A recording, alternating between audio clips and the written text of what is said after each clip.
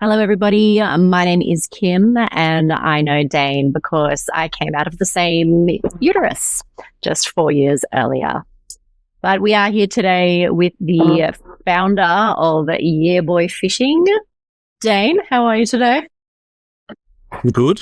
It is Saturday. We've just had a bucket load of rain here all week, Cool. and our creeks are just full of fresh water at the moment. So, and it wasn't sure if it was going to rain or not today. It is absolutely blue skies out there, unfortunately. So I'm not out there, but the creeks are fairly flying with fresh water at the moment. There would still be some crabs and fish running around, but I'll miss out that today. Fair enough. All right. So we're here today with a very special event. We are going to be counting down Dane's top 10 best fishing and catches of his life thus far. So before we get Not into much the longer top left. 10, So. oh my God, morbid. Before we get into the top 10, what sort of criteria did you use to decide on this list? Well, it's something I've had to really think about it. It's definitely not just size. Some of them were size. Some of them were species. Some of them were something I desired to catch for a long time and hadn't, sort of thing, or catching something in a certain way, or putting a certain theory to practice that I've never tried before. It works, sort of thing. Nice. But also, one of the things, and you'll see with a couple of my catches that I've got listed here, I really, really enjoyed taking people fishing, especially people who don't fish, and getting them to catch something, sort of thing, especially something big or something cool, sort of thing. So, like, actually, funnily enough, a few of these are when I was like young, and like before video cameras were even invented, and no, it's just yeah. So, well, I still remember catching my first barramundi. I was like, maybe 14, and I have like this. It wasn't barramundi season, so we couldn't keep it. So Dad pulled the scale off it, and I had like this big, huge barramundi scale, and it's like clag glued into my diary from when I was 14 years old. I remember that barra. It was a whopper. It was a good 80 to 90 centimeters barra. I know. It was a horse. Epic barra. Yeah. Epic barra. I just remember because we were like, oh, she's got something, and it just jumps out of the water and the whole boat flipped out. We're like, oh my God. All right. We're not here talking about my best catches. So let's get down to business. All right. First off, I want to start with an honorable mention that just dropped out of the top 10. Wow. Okay. Honorable mention, because I was trying to think of my top 10. An honorable mention was I just come back from boarding school. I've just started uni break, and I finished a session of uni, and the weather was good down in Bowen. So I went to uni in Townsville, just to clarify that. So Bowen, Townsville, about a 200-kilometer difference. So I've got up stupid early, driven down 2 hours down to Bowen. We got into the boat, launched the boat, and Dad's like, "You'd be right, you drive."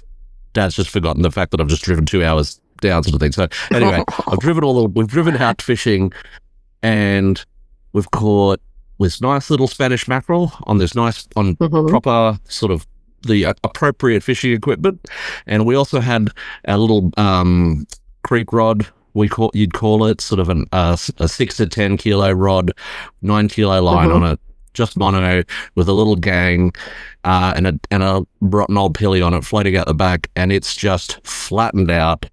We've fought this thing for ages, driven around, and somehow miraculously landed this 15 kilo Spanish mackerel on this tiny little bit of gear. Oh, and stinky old pilly too. Yeah, just floating around, sort of thing. So yeah, that's an honorable mention. Just slips out of my top 10. All right. So number 10. All right, number 10. I was recently living over in WA in Karratha. There's a couple of creeks just in that area, just sort of north in the Bay area there, and I was so eager and so keen. I really wanted to catch a WA barra.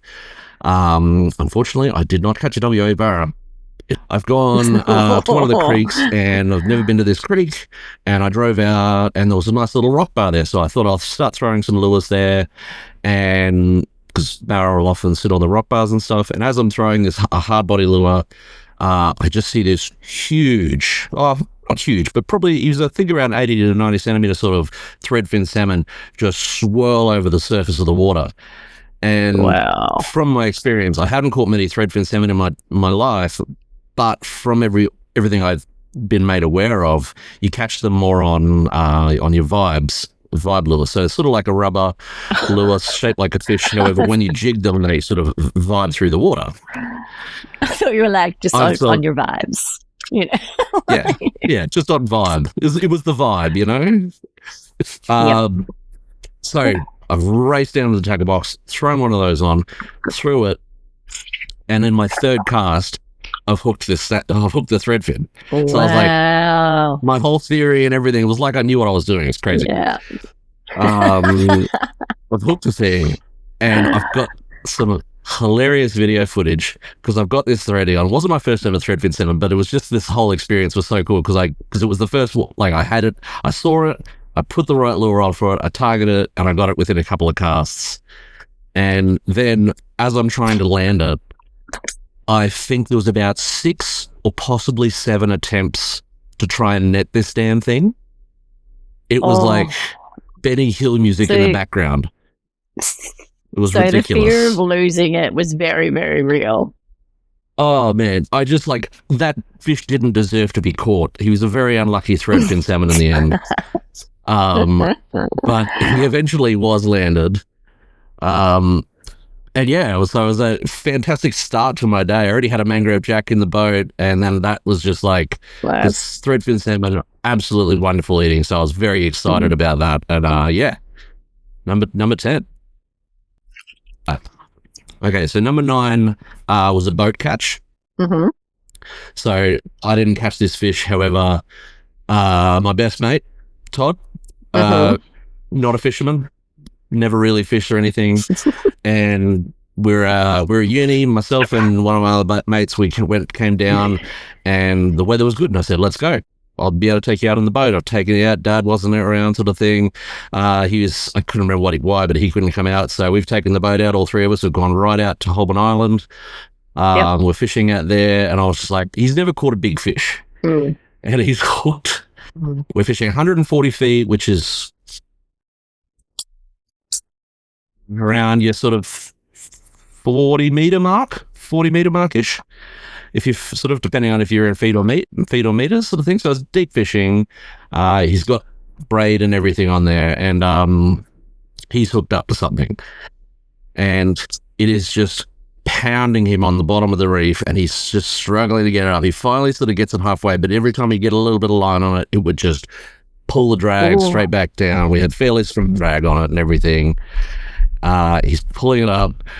We've got some very shoddy camera work happening where it's being filmed on a very old digital camera, like that is in your old screenshots. So sort of thing. And it's just, it's a hot day. We're in my dad's the old Cooper one, which is a 5 meter Clark abalone, no roof. So it's just sun. Sun's reflecting off. We're all hot. And he's just fighting this thing. I'm coaching him through it because he's never caught a big fish. So he's caught, like, I've taken him up the creeks and things like that, but he's never caught like an animal. And yeah, so he's pulling this thing in. He's like, I'm training him through it, like, you got to pump and wind, lift the rod tip higher, don't let him have any slack and stuff.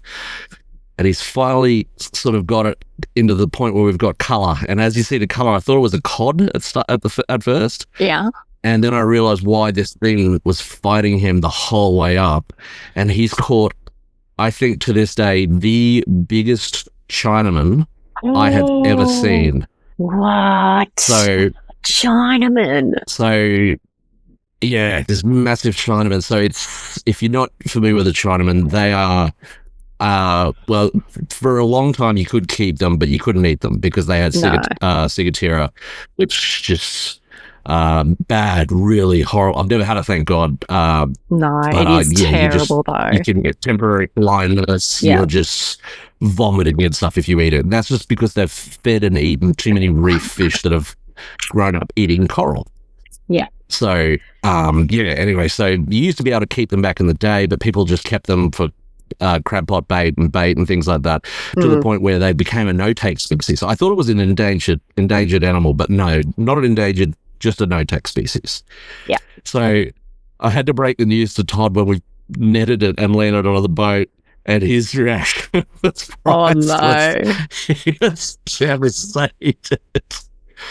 But it was still one of the coolest things ever. We managed to get the hook out and swim it for a while and release it. And thankfully it did swim back down, because I don't like killing fish unnecessarily and stuff like that. So yeah. Okay. Well, that's a pretty good number 9. I'm not going to lie. All right, sir. What about number 8? What is number 8? Best fish. All right. Number 8, another boat catch, believe it or not. Actually, the next 2 are 2 more boat catches. So who were you with? This was when I was over in Karratha. I was with my good mate Brian. We met through work. He was the exec chef there, and we just sort of stumbled upon the fact that we both liked fishing. He didn't have a boat at the time, so we started fishing together, and just with that we became really good friends and everything. We went out off Karratha, out off Dampier. We decided to go out and try and target some coral trout. Brian's got this nice, solid, sturdy rod. I think must be a 15 to 30 kilo rod. He's got a Saragossa, which a Shimano Saragossa reel, which, if you know what you're worth in fishing, they are a large reel. Big barrel capacity sort of thing, because he originally started doing a bit of drone fishing, which meant he could take his line right out to sea and things. So anyway, we decided to target trout.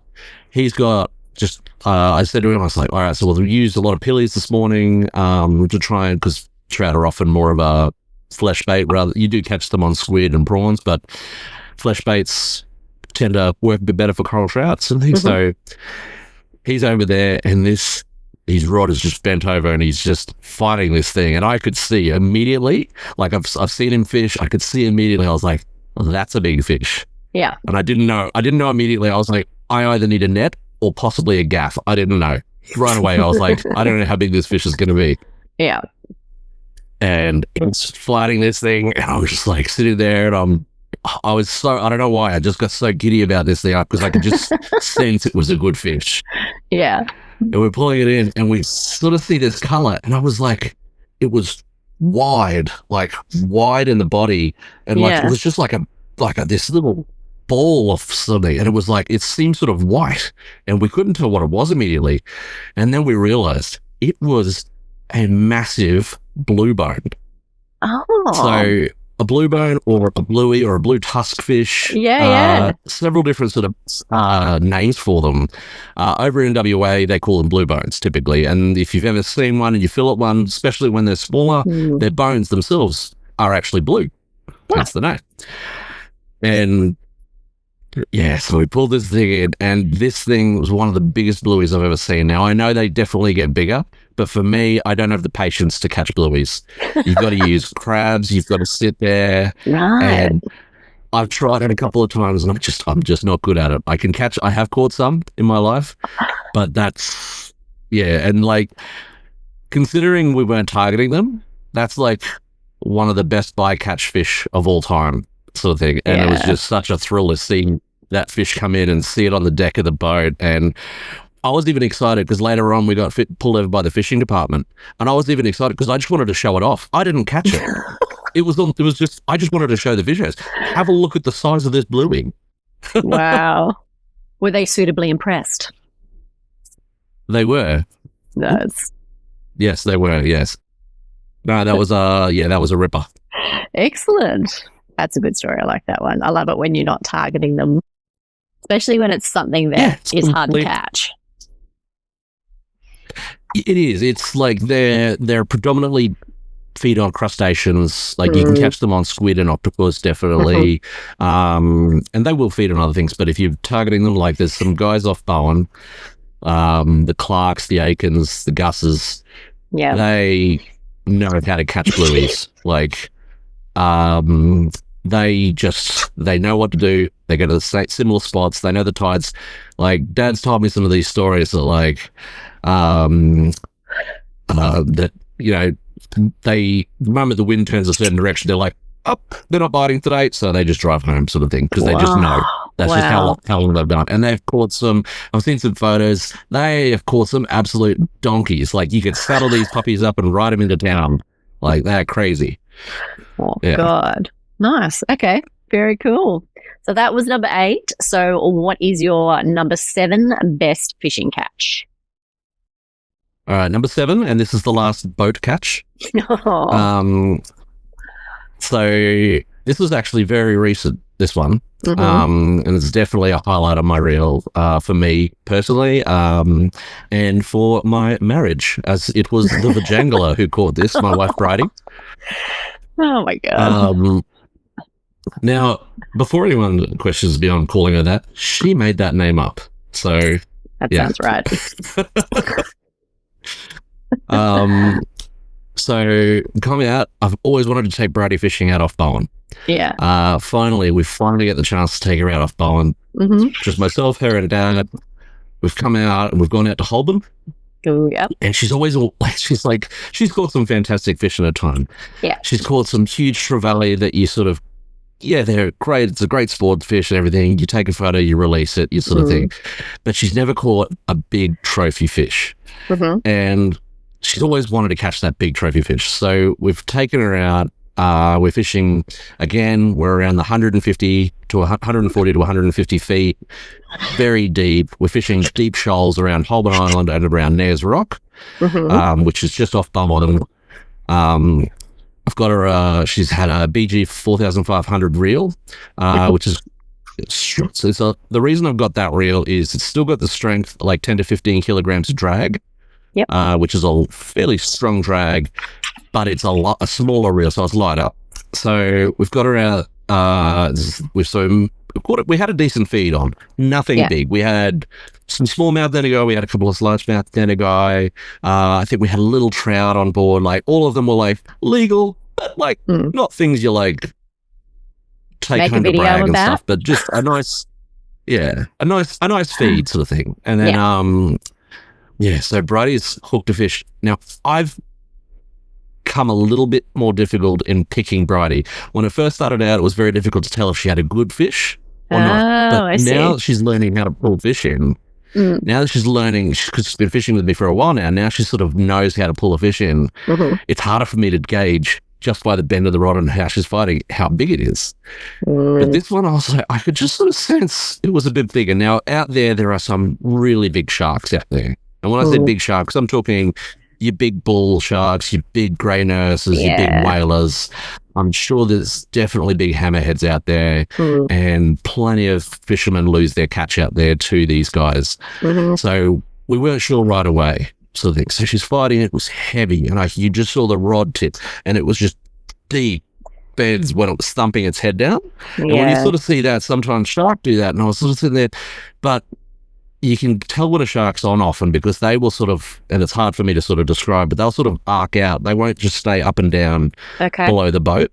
They'll sort of arc out and sort of swim around more often than not, sort of thing. So I was like, as we're getting further, I'm like, I don't think it's a shark now. I think this is a fish. This is a fish.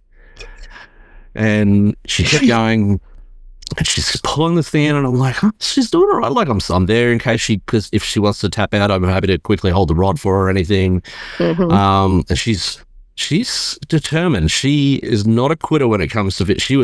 She did not want to lose this thing, and she was determined, and she's fighting this thing with tooth and nail. I'm standing there with a net, and I see the color, and I'm like, it's not a shark.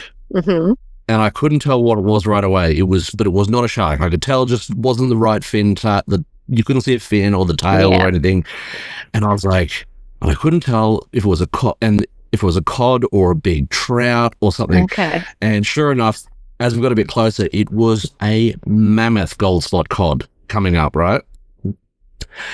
And I'm like, oh, holy crap, it's a big cod. It's a fish. It's a fish. And I've got the net there. And I didn't think I need a gaff for this because it's too big for the net. So we're fighting this fish. And then I've gotten to the point where the fish is on the surface. I've got the net. I'm like, gaff, net. Oh. And I've committed. So I've net this thing, which is sort of like half in and half out of the net.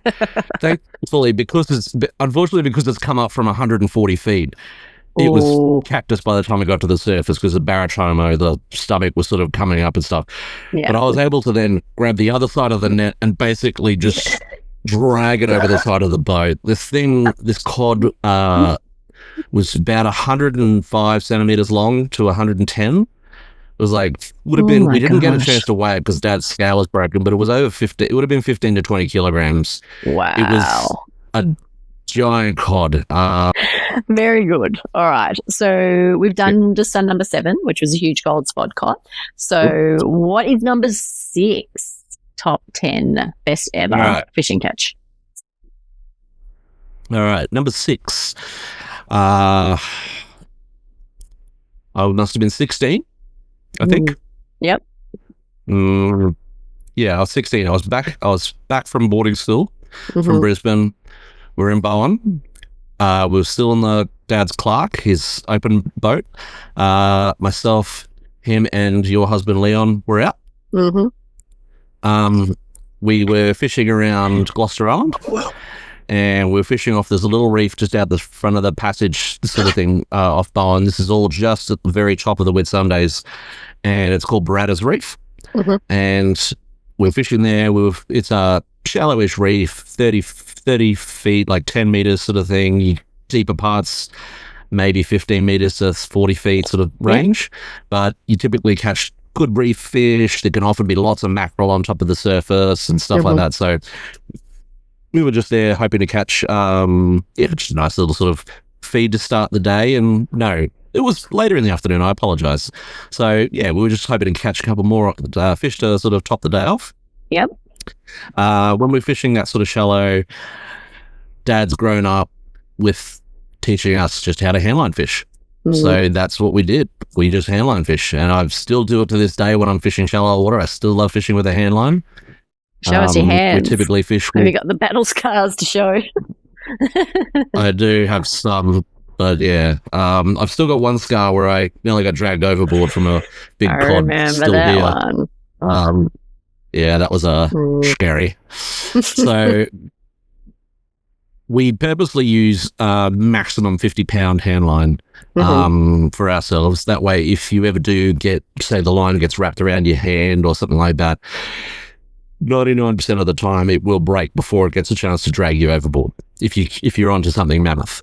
So, and that's just a general rule for us. 50-pound is fairly thick as well, so it doesn't cut you as much on your fingers. A lot of people use bike tires on their fingers to stop themselves from getting line cuts and stuff like that. So we're fishing, and I've gone, I've hooked the reef, and I've just gone like this. I've gone like this to break it off the reef, and all of a sudden, the reef just started to pull back, and just so the reef started fighting me back, and I realized, I'm onto something big, like very big. So because we're in such shallow water, the line is just ripping out of my hands. The spool starts spinning on the ground and climbs up my back a bit, sort of thing. And it's because we're in shallow water, it's just running on the reef. So Dad has just gone, right, told Leon to pull his line in. He's pulled his line in, and Dad's just gone and ripped the anchor up so we can start motoring after this thing. So we're motoring after it. And while I'm fighting it, at one point we're just sitting there, and I just said, Dad, drive north. And I said, just keep driving north. And as we're driving north, I'm just sitting there holding it while it swims along the bottom, because we were just driving at the same pace as it was swimming along the bottom. Oh my gosh. And I'm just thumping along with my hands and stuff. Finally, we defeated it. Dad's got the gaff ready, and we've Dad's gaffed it in the jaw, and it was a 22.5 kilogram. It was just over 50 pounds, 119 centimeter gold spot cod. Wow. And it's another to one. This day, yeah. So 2 gold spot cod feature on this list. Not many on the hand line, yeah. And not many repeat catches, actually, repeat species on this list. So just so happens your number 7 and your number 6, both gold spot cod. Yeah. There you go. So thankfully, Bridie didn't outcatch me with my biggest gold spot cod. Yeah. Yes, obviously for my male ego, obviously. So it's very fragile. At least you're aware of it. Yeah, you know.